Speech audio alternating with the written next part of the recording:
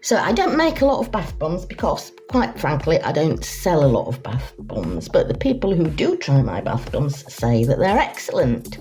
And I just wish more people would buy them. But these days, I rarely make them. So I'm making these ones specially for Valentine's. I'm going to do them heart-shaped. Okay, so I've already weighed out my bicarbonate of soda. That's going in there.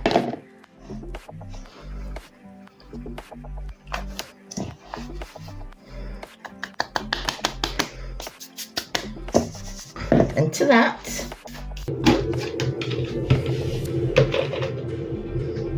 so to my bicarbonate of soda, I'm adding some kaolin clay.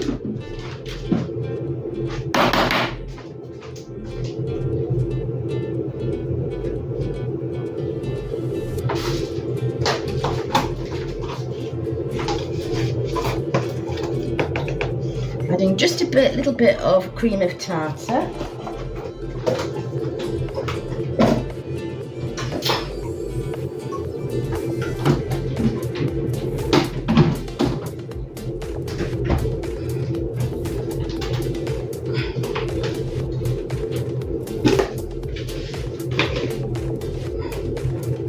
And yes, I should be wearing a mask, but it's only a spoonful. Some SLSA.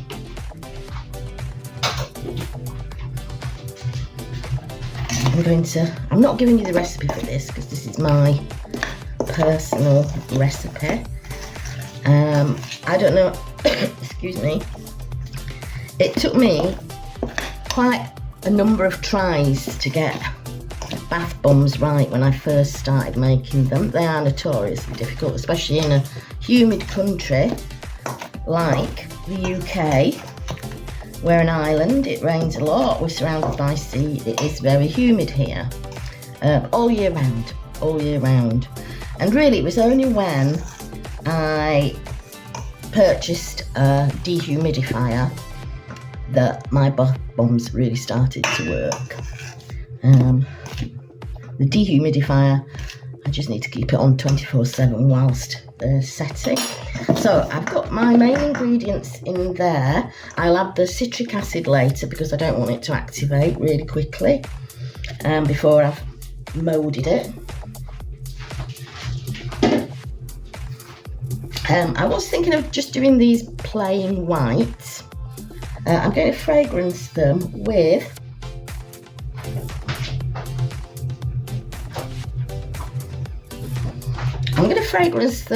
this soft rose, nice and romantic, a nice romantic Valentine's fragrance. So I was going to just leave them white because I'm going to decorate them with some petals, but I thought, no, I'll just put a little bit of pink in there.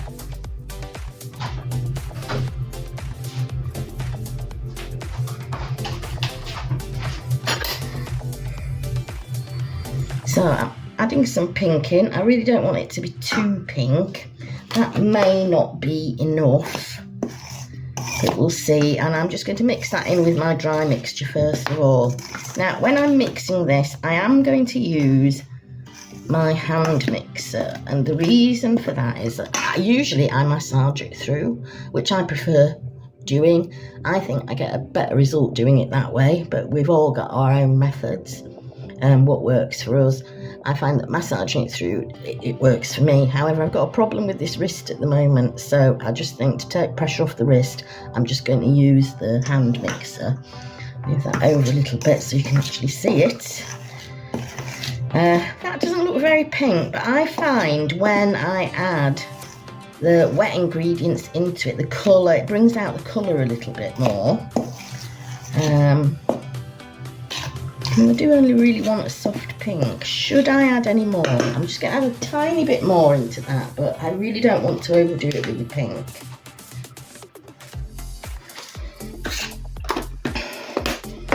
There, I'm just going to leave it there because, as I say, I find that when you add the wet ingredients, the colour does kind of brighten up, it gets a little bit stronger.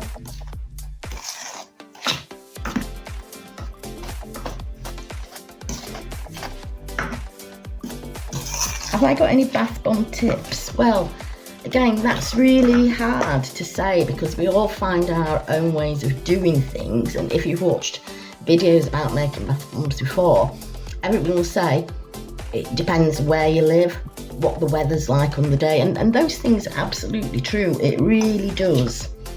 So my tip would be to just go in with the minimum amount of liquid that you can get away with in the first instance. That's never a problem here, going in with just a small amount of liquid, but I suppose if you live somewhere that's really, really dry, or the weather's really, really dry, you might want to add a little bit more. Or I find if in the summer in the UK and it's a really hot day, it's usually also really humid. So after several attempts, I just would not bother making bath bombs on days like that, not at all. Okay.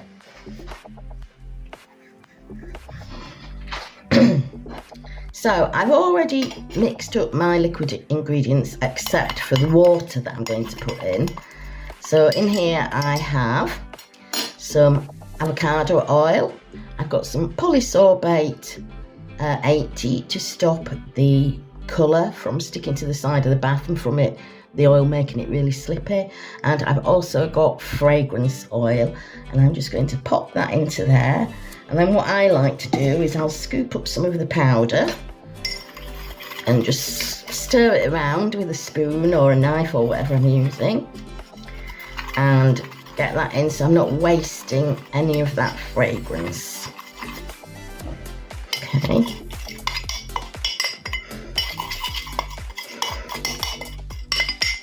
Okay, so the big debate is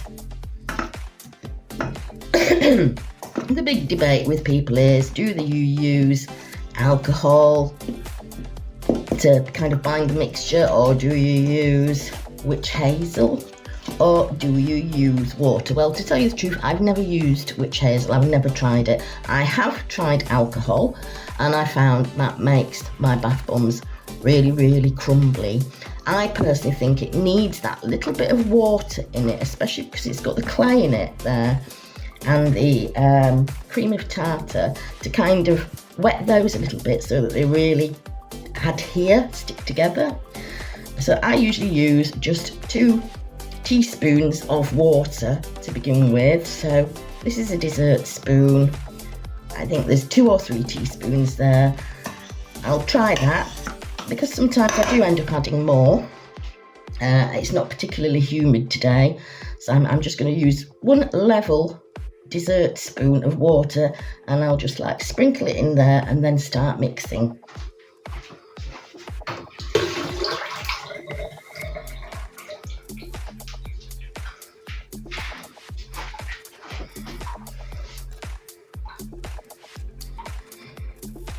Now, you might think that seems like hardly any, but it is a lot really. I think I might just go in there with my hands just to combine it initially before I get the mixer out.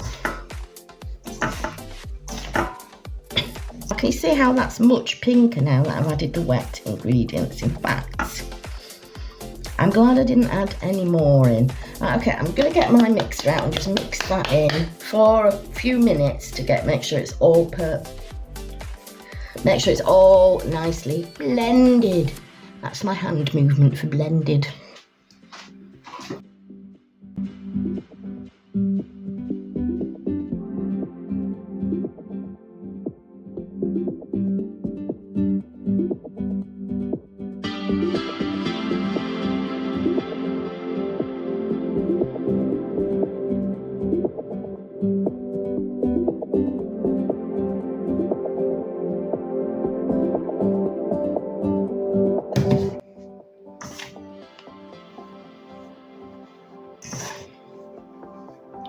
I so much more prefer just massaging it in with my hands so I can really feel it.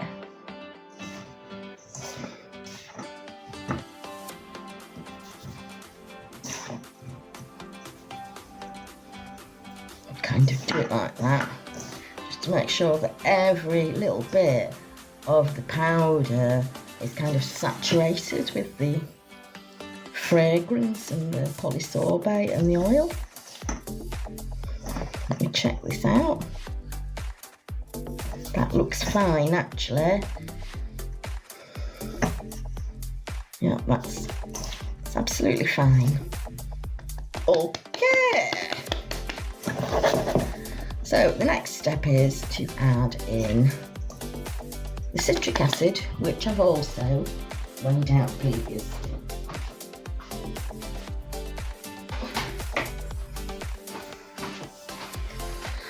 So here's my citric acid, and I've got roughly half the amount of citric acid as bicarbonate of soda. Of course, it's not half the total weight because that weighs, it's got more ingredients in than that. I'll put my citric acid in there, and then I'm going to give it another mix for a moment or two, maybe up to a minute.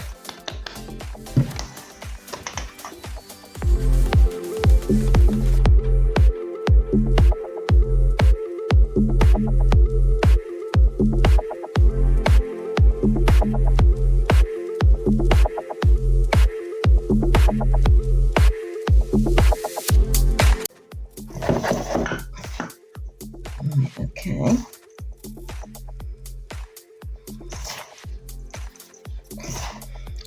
And I don't know if you make bath bombs, just let me know if you get this, that once you have the citric acid, it does tend to feel a little bit more moist than it does before you add it. I know it attracts moisture, whether that's just because it's attracted moisture from the atmosphere. Anyway, now that we've got that citric acid in there, we need to move fast and get these bath bombs moulded.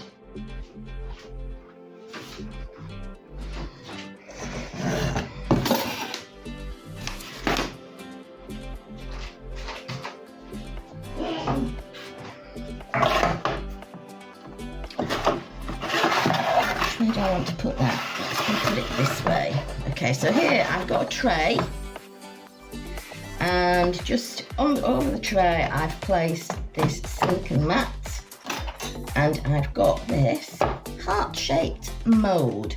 Now this might be tricky for me to work with because actually it's tricky at the best of times, and with this sore wrist I may have more problems than usual, but I'm not going to beat myself up about it. We're just going to see how it works. So into those I'm going to sprinkle some of these mixed petals. They smell nice, they smell really nice. I've overdone that. And then I'm just going to fill this mould up, really making sure it gets in sort of all the round bits and the pointy bits of the heart. Fill that up to the top.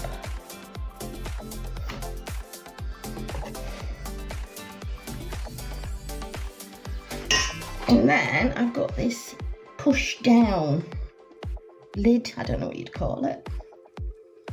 So I just pop that in there, squash it right down. And while that's held down, I pull the heart out. That didn't sound very nice, did it? And then take that off and repeat.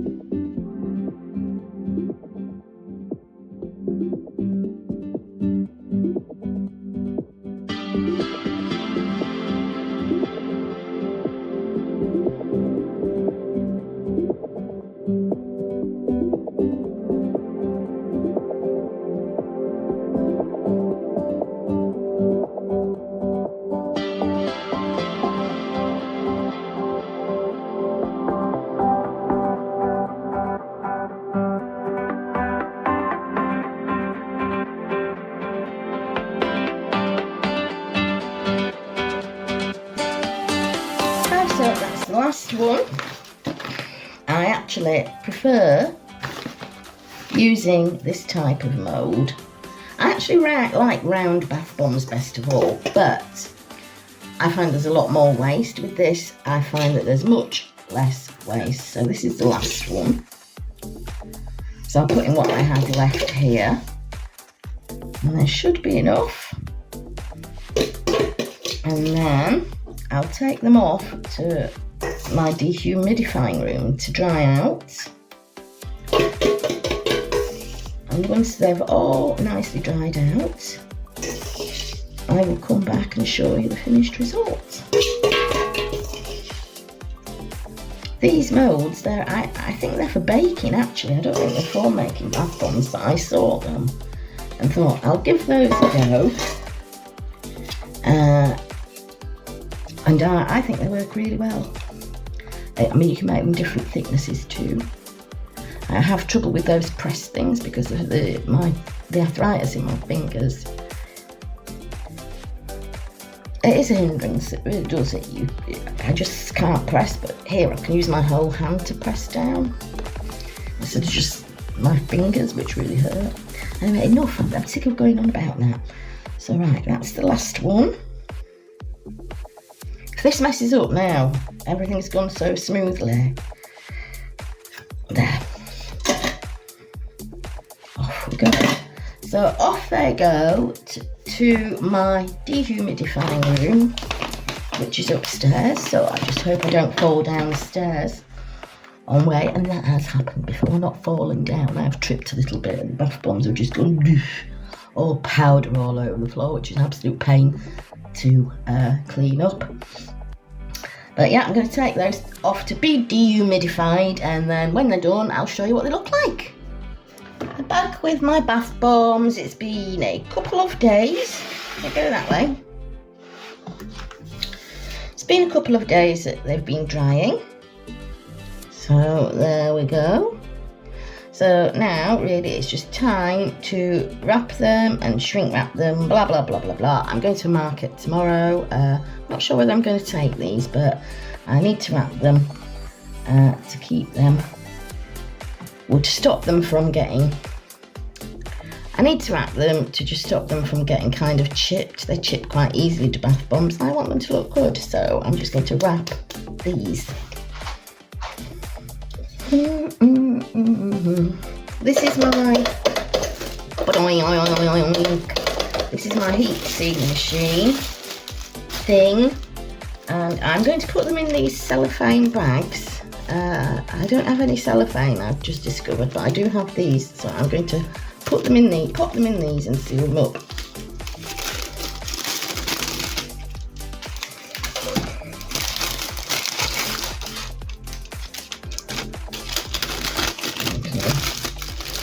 That in thusly. I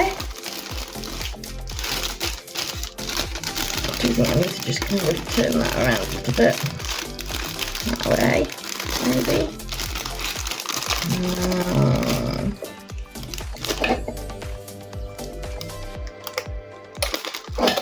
So that's one. So I'm just going to get on with the rest and then shrink wrap them.